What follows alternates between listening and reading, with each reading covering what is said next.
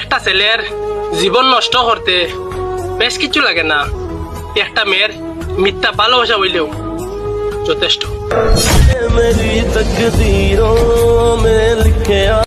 একটা ছেলে ছেলেরা রাগের মাথায় একমাত্র তাকেই যাতা বলে, যাকে সে তার জীবনের চেয়েও বেশি ভালোবাসে।